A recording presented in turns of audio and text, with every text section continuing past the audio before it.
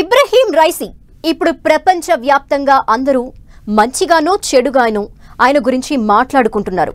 అసలు ఇరాన్ అధ్యక్షుడి మరణం చుట్టూ ఎందుకింత చర్చ జరుగుతోంది? కాలం చెల్లిన హెలికాప్టర్లో ప్రయాణిస్తూ ఇబ్రహీం రైసీ దుర్మరణం చెందినప్పటికీ ఇది సహజ ప్రమాదంగా ప్రపంచం ఎందుకు చూడటం లేదు? రైసీ మరణ వార్త విన్న వెంటనే అందరికీ అమెరికా, ఇజ్రాయెల్ గుర్తు రావడానికి కారణమేంటి? సంతాప ప్రకటనల్లోనూ విమర్శలు చేయటం వెనుక అమెరికా ఉద్దేశమేంటి? రైసీ మృతి ఇరాన్ ముఖ చిత్రాన్ని ఎలా మార్చనుంది?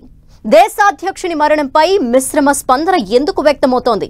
పాశ్చాత్య దేశాల ఆంక్షల్ని తట్టుకుని దేశ ఆర్థిక వ్యవస్థని పరిరక్షించిన రైసీకి మత ఛాందసవాదిగానే ఎందుకు ముద్ర పడింది?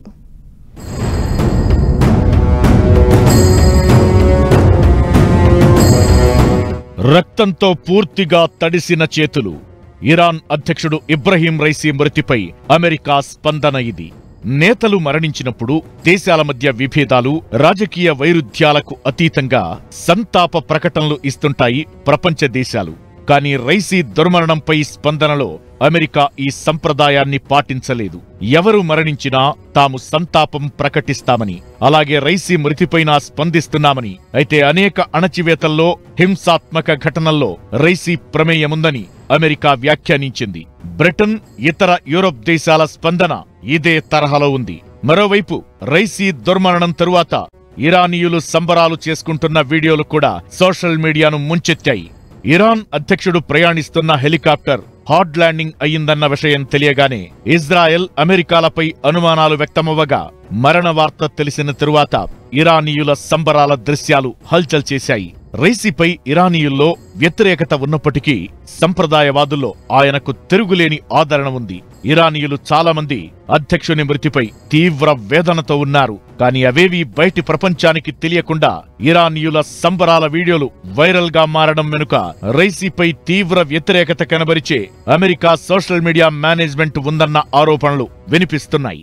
అధ్యక్షుడు చచ్చిపోతే, అలా టెర్రరిస్టు చచ్చిపోతే ప్రపంచం మరింత సురక్షితంగా ఉంటుంది, అది మంచిదే అవుతుంది, ఈ పద్ధతిలో ఆయన కామెంట్ పెట్టాడు. అంటే ప్రపంచం అంతా కూడా ఈ మితవాద రాజకీయవేత్తలు వాళ్ళు ఈయన మృతిని, ఈ ప్రమాదాన్ని హర్షిస్తున్నట్టుగా మాట్లాడుతున్నారు. మధ్యప్రాచ్యంలో, అరబ్ ప్రపంచంలో తీవ్రమైన ఉద్రిక్తత, అలాగే అమెరికాకు వాళ్లకు మధ్యలో వివాదాలు పెరుగుతున్నటువంటి పరిస్థితుల్లో ఇజ్రాయెల్ ప్రత్యక్షంగా గాజా మీద దాడి చేస్తున్న ఈ పరిస్థితుల్లో ఈ ఘటన మరింత ఉద్రిక్తత పెంచుతుంది. ఇజ్రాయెల్తో ఇరాన్ నేరుగా తలపడడం, గతంలో ఎన్నడూ లేని విధంగా 300 డ్రోన్లు, మిస్సైళ్లతో ఇజ్రాయెల్పై విరుచుకుపడడం, ఎర్ర సముద్రంలో దాడులు చేస్తున్న హౌతీ సంస్థలకు ఇరాన్ అండగా ఉండడం, అమెరికా ఆంక్షలను సవాల్ చేస్తూ భారీగా యురేనియం ఉత్పత్తి చేస్తుండడం వంటి వాటితో రైసీ ధోరణిని ప్రపంచం జాగ్రత్తగా గమనిస్తోంది. ఈ సమయంలో ఆయన హెలికాప్టర్ ప్రమాదంలో చనిపోవడంతో సహజంగానే అమెరికా, ఇజ్రాయెల్పై అనుమానాలు కలుగుతున్నాయి. అసలు రైసీ మరణంతో ఇరాన్కు కలిగే నష్టం ఏమీ ఉండబోదని అమెరికా ప్రచారం చేస్తోంది. నిజానికి ఇరాన్లో అధ్యక్షుని పాత్ర పరిమితం. సుప్రీం లీడర్దే అంతిమ అధికారం. భద్రతా బలగాలకు కమాండర్ ఇన్ చీఫ్ గా సుప్రీం లీడర్ ఉంటారు. విదేశాంగ విధానాన్ని నిర్ణయిస్తారు. అయితే ఇరాన్ సుప్రీం లీడర్ ఖమేనీ మద్దతు రైసీకి పూర్తిగా ఉండడంతో 2021లో అధ్యక్షునిగా పదవీ బాధ్యతలు స్వీకరించిన దగ్గర నుంచి ఖమేనీ ఆదేశాలను తూచా తప్పకుండా పాటిస్తూ పాశ్చాత్య దేశాలకు కంట్లో నలుసులా మారారు రైసీ. ఇరాన్ను అమెరికాకు పూర్తిగా దూరంగా జరిపి రష్యా, చైనాకు మరింత దగ్గర చేసి అగ్రరాజ్య వ్యతిరేక రాజకీయాల్లో కీలక పాత్ర పోషించారు రైసీ. 2022 ఫిబ్రవరిలో యుక్రెయిన్ పై స్పెషల్ మిలిటరీ ఆపరేషన్ ప్రకటించిన తరువాత రష్యా అధ్యక్షుడు పుతిన్ తొలి విదేశీ పర్యటన చేసింది ఇరాన్లోనే. కమికాజే డ్రోన్లతో పాటు అనేక రకాల ఆయుధాలను ఇరాన్ రష్యాకు అందించినట్టు అమెరికా పలుమార్లు ఆరోపించింది. రైసీ హయాంలో చైనాతో సంబంధాలు ఇరాన్కు పెరిగాయి. చైనాకు ముడిచమురు సరఫరా చేసింది. రక్షణ వాణిజ్య రంగాల్లో ఇరాన్కు రష్యా, చైనాతో గట్టి బంధం ఏర్పాటు చేశారు. అలాగే అమెరికా ఆంక్షలను తట్టుకుని కరోనా అనంతర పరిస్థితుల్లో ఇరాన్ ఆర్థిక వ్యవస్థ పతనం కాకుండా రైసీ కృషి చేశారు. కొత్త అధ్యక్షుడు ఇలాంటి సవాళ్లను ఎదుర్కోగలరా అన్నదే ఇప్పుడు సందేహంగా మారింది.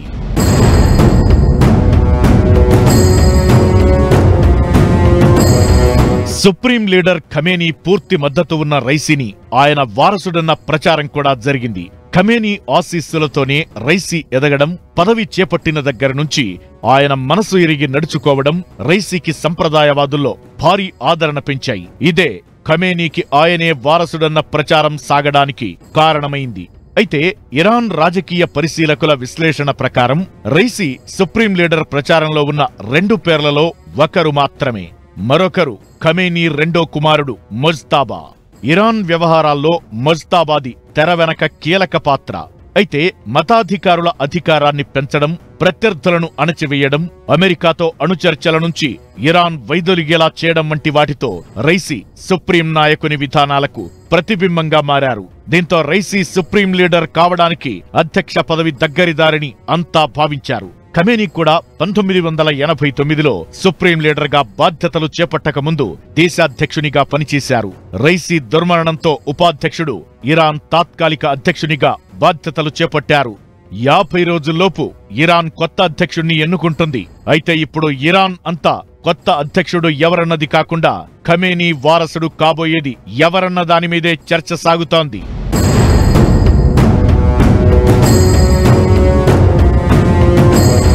అధ్యక్షునిగా రైసీ పాలన మీద ఉన్న విమర్శల సంగతి పక్కన పెడితే ఇరాన్లో ఆయన పాలనలో అనేక మార్పులు చోటు చేసుకున్నాయి. కోర్టు కేసుల సత్వర విచారణ, అధికారులను, బంధువులను అవినీతి, లంచం కేసుల్లో అరెస్టులు చేయడం, ధరలు భారీగా పెరిగినప్పటికీ ఆర్థిక వ్యవస్థ కుప్పకూలకుండా చర్యలు తీసుకోవడం వంటివి రైసీకి ఆదరణ పెంచాయి. అధ్యక్షుడైన వెంటనే రైసీ ఇరాన్ అంతా విస్తృతంగా పర్యటించారు. ధరలు తగ్గిస్తామని, అవినీతికి వ్యతిరేకంగా చర్యలు తీసుకుంటామని, లక్షలాది మందికి ఇళ్లు కట్టిస్తామని హామీలిచ్చారు. రైసీ మద్దతుదారులు ఆయన్ను పేదల దేవుడిగా చెబుతారు. రైసీ మృతిపై ఇరాన్ 5 రోజుల సంతాప దినాలు పాటిస్తోంది. నిజానికి హెలికాప్టర్ ప్రమాదంలో దేశ అధ్యక్షుడు మరణించటంపై పెద్ద ఎత్తున సంతాపం వ్యక్తం కావాలి. దేశమంతా విషాదంలో మునిగిపోవాలి. రాజకీయ అభిప్రాయాలకు అతీతంగా ప్రజలందరినీ అధ్యక్షుని మరణం కదిలించివేయాలి. కానీ ఇరాన్లో అలా జరగటం లేదని, కొందరు ప్రజల సంబరాల్లో మునిగి తేలుతున్నారని సోషల్ మీడియా చెప్తోంది. దీనికి కారణం రైసీ ఇరాన్ను మత ఛాందసవాదం వైపు నడిపించడమేనన్న అభిప్రాయం వినిపిస్తోంది. అసలు రైసీని టెహ్రాన్ కసాయిగా, డెత్ కమిషన్గా ఎందుకు పిలిచారు? పౌర హక్కులను అణిచివేయటంలో రైసీ పాత్ర ఎంత? అసలు మతాధికారి నుంచి అధ్యక్షునిగా రైసీ ఎలా ఎదిగారు? పదవీ కాలంలో ఎలాంటి సవాళ్లు ఎదుర్కొన్నారు?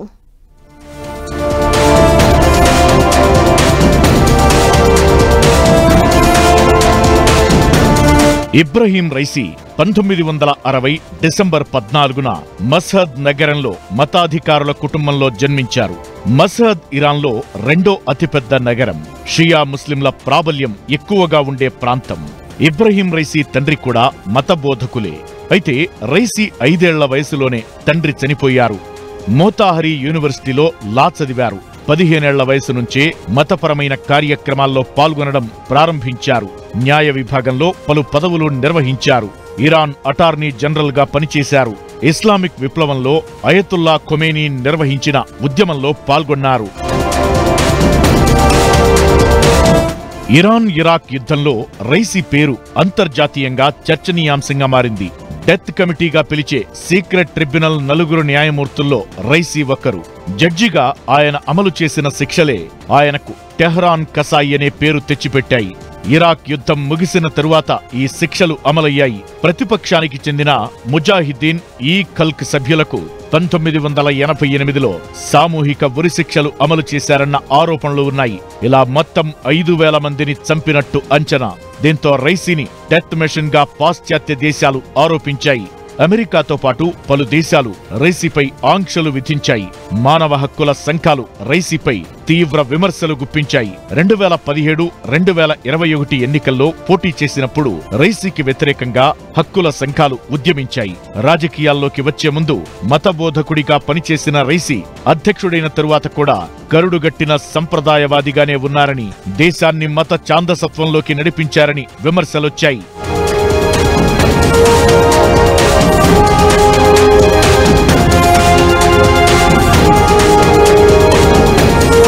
ఇబ్రహీం రైసీ విమానం కూలిపోవడానికి కారణం అది పురాతనమైనదని 1979 ఇస్లామిక్ విప్లవం ముందు కాలంలో రాజు అవసరాల కోసం దాన్ని కొనుగోలు చేశారని ప్రచారం సాగుతోంది.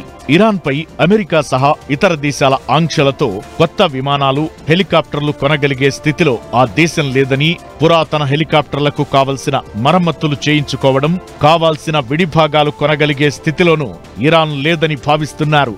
నిజానికి హెలికాప్టర్లు, విమానాల తయారీ, దిగుమతుల్లో ఇరాన్ వెనకబడి ఉందేమో గాని ఆయుధాల ఉత్పత్తిలో ఆ దేశం మెరుగైన స్థితిలో ఉంది. ఇరాన్ దగ్గర ఉన్నన్ని డ్రోన్లు అమెరికా దగ్గర కూడా లేవన్న ప్రచారముంది.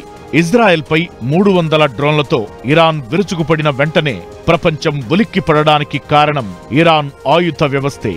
అణు విధానాల పరంగానూ దేశాన్ని స్వతంత్రంగా ఉంచాలని రైసీ భావించారు. 2015లో హసన్ రౌహానీ హయాంలో అమెరికాతో ఇరాన్ అణు ఒప్పందం కుదుర్చుకోవడాన్ని రైసీ తీవ్రంగా వ్యతిరేకించారు.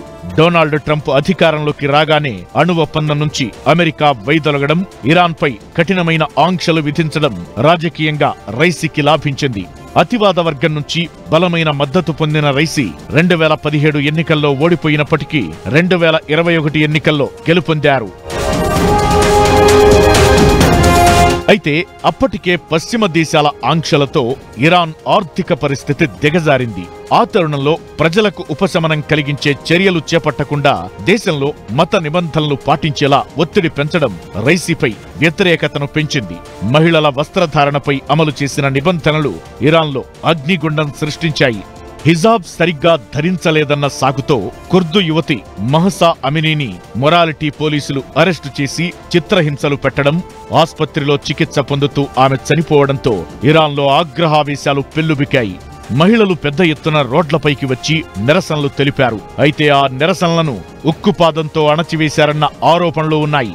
మొత్తంగా అల్లర్లలో 500 మందికి పైగా చనిపోయారని అంచనా. 1988 తరువాత మరోసారి అంతర్జాతీయంగా రైసీ ప్రతిష్ట మసకబారింది. ఇరానీ ప్రజల జీవన ప్రమాణాలను పెంచడంలో కూడా రైసీ విఫలమయ్యారని ఆయన వ్యతిరేకులు వాదిస్తున్నారు. ఇరానీ కరెన్సీ విలువ భారీగా పడిపోవడం, ద్రవ్యోల్బణం, ఇళ్ల నిర్మాణం హామీ అమలు కాకపోవడం వంటివి రైసీపై ఇరాన్లో అసంతృప్తిని పెంచాయన్న అభిప్రాయం వ్యక్తమవుతోంది. ప్రజల కనీస అవసరాలు తీర్చడంపై దృష్టి పెట్టకుండా వేల కోట్ల రూపాయలను ఇరాక్, లెబనాన్, యెమెన్, హమాస్, గాజాలోని ఉగ్రవాద సంస్థలకు ఆయుధ ఆర్థిక సాయం అందించేందుకు ఖర్చు పెట్టారన్న ఆరోపణలు ఉన్నాయి. ఇరానీ ప్రజల జీవితాలను మెరుగుపరిచేందుకు కాకుండా సుప్రీం లీడర్ను సంతోషపెట్టేందుకే రైసీ పనిచేశారన్నది విమర్శకులు చేసే వాదన. ఎవరు అధ్యక్షులుగా ఉన్నప్పటికీ వాళ్ళ మత నాయకుడైనటువంటి అయతుల్లా అలీ ఖొమేనీ అత్యున్నత నాయకుడిగా ఉంటాడు. విధాన నిర్ణయాలని కూడా అలీ ఖొమేనీనే తీసుకుంటారు. కాబట్టి ఈ మరణించినటువంటి రైసీ కూడా చాలా కరుడు కట్టినటువంటి మతవాదిగా పేరు పొందాడు. ఇబ్రహీం రైసీ 3 ఏళ్ల పదవీకాలం అనేక సవాళ్ల మధ్య సాగింది. ఇరాన్ అణు కార్యక్రమం కారణంగా చెబుతూ అమెరికా సహా పశ్చిమ దేశాలు ఆంక్షలు విధించడం, మత నిబంధనలకు వ్యతిరేకంగా దేశవ్యాప్తంగా భారీ ఆందోళనలు జరగడం, ఉగ్రవాద సంస్థలకు మద్దతిస్తున్నారని ఆరోపణలతో ప్రపంచ దేశాలు ఒత్తిడి పెంచడం వంటి సవాళ్లను రైసీ ఎదుర్కొన్నారు. రైసీ మృతిపై సంప్రదాయవాదులు, మద్దతుదారులు తీవ్ర ఆవేదన వ్యక్తం చేస్తున్నారు. జూన్ 28న కొత్త అధ్యక్షుణ్ణి ఇరాన్ ఎన్నుకునే అవకాశముంది. రైసీ మృతిపై అనేక దేశాలు సంతాపం వ్యక్తం చేశాయి. భారత్ ఒకరోజు సంతాప దినం పాటిస్తోంది. చాబహార్ పోర్టు నిర్వహణ దీర్ఘకాలిక ఒప్పందం కుదుర్చుకోవడంలో రైసీ, విదేశాంగ మంత్రి కీలక పాత్ర పోషించారని భారత్ ప్రకటించింది. చైనా ఒత్తిళ్లకు తలగ్గకుండా ఇరాన్ భారత్తో ఈ ఒప్పందం కుదుర్చుకుంది. తొలి నుంచి ఇరాన్ భారత్కు మధ్య గట్టి సంబంధ బాంధవ్యాలున్నాయి. రైసీ అధ్యక్షునిగా గెలిచిన తరువాత తొలి సమావేశం జరిపింది మన విదేశాంగ మంత్రి జయశంకర్తోనే. కొత్త అధ్యక్షుని హయాంలోనూ ఇరాన్తో భారత బాంధవ్యం ఇలాగే ఉండనుంది.